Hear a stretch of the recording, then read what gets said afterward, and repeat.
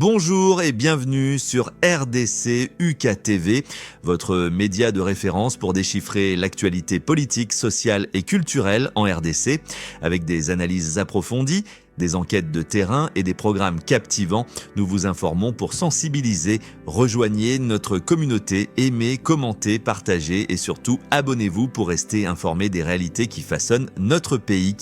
RD Congo, un fonds qatari, souhaite investir 21 milliards de dollars dans divers secteurs, agriculture, finance, mines. La société d'investissement qatari Al Mansour Holding, fondée par un membre de la famille royale, souhaite investir dans de multiples secteurs en RD Congo. Fin août, la même société a promis 70 milliards de dollars d'investissement dans 4 pays d'Afrique australe. Un fonds qatari souhaite investir 21 milliards de dollars en République démocratique du Congo, où Doha intervient comme médiateur dans le conflit dans l'est du pays, a annoncé le gouvernement congolais mercredi 3 septembre. Le fondateur du groupe, la société d'investissement qatari Al Mansour Holding, est aussi membre de la famille royale au Qatar. Le cheikh Mansour bin Jabor bin Jassim Al Thani a effectué une visite à Kinshasa, capitale de la RD Congo, dans le cadre d'une tournée sur le continent africain mardi 2 septembre.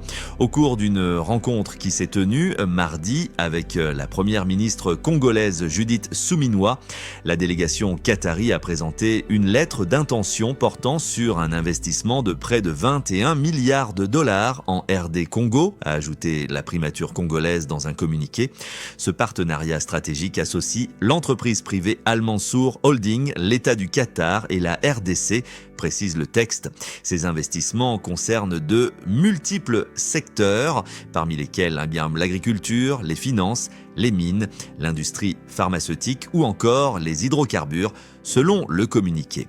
Contacté par l'AFP, un responsable qatari a indiqué que la visite du cheikh Mansour en RD Congo s'effectuait à titre privé en tant qu'homme d'affaires.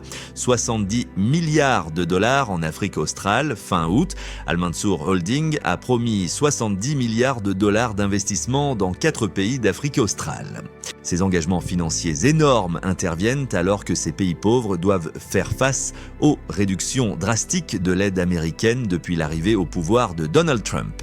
L'Est de la RD Congo est en proie à la résurgence du groupe armé M23, soutenu par le Rwanda qui s'y est emparé de vastes pans de territoire. Les tentatives diplomatiques pour résoudre la crise ont toutes échoué jusqu'à l'intervention surprise du Qatar qui a réussi mi-mars à réunir à Doha les présidents congolais Félix Tshisekedi et rwandais Paul Kagame, dont les deux pays ont signé un accord de paix fin juin à Washington. En avril, des négociations ont débuté à Doha entre Kinshasa et le M23 et se poursuivent toujours jusqu'à présent sans effet réel sur le terrain où les affrontements se poursuivent malgré les déclarations des belligérants. La RD Congo veut la reconnaissance d'un génocide des Congolais par le Rwanda, stupide pour Kigali.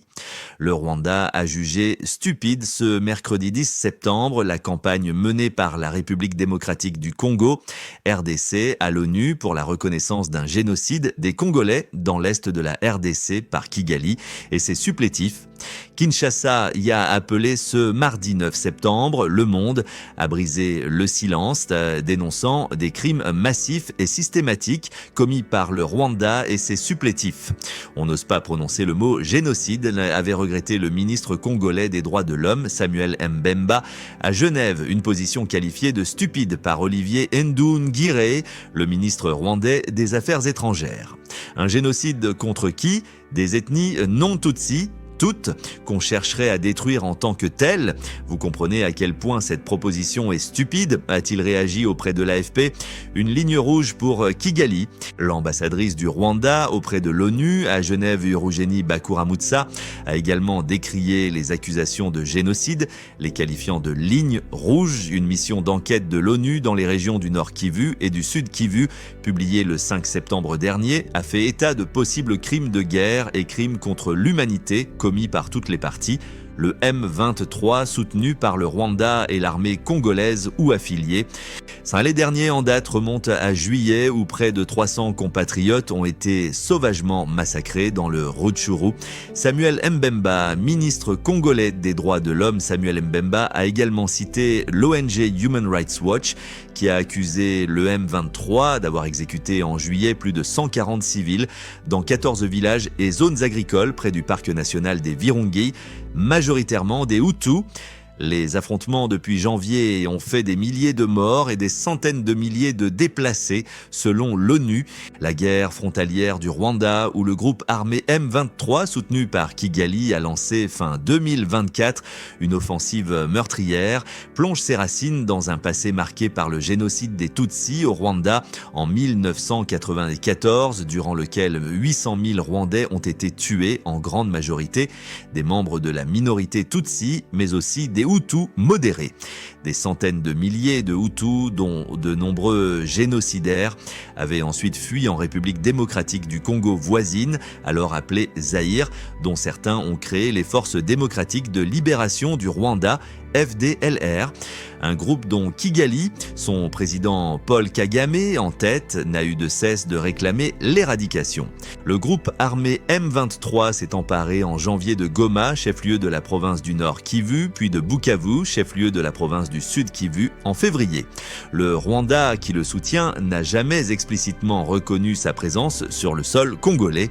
Merci, commentez, partagez et surtout abonnez-vous pour rester informé des réalités qui façonnent notre pays.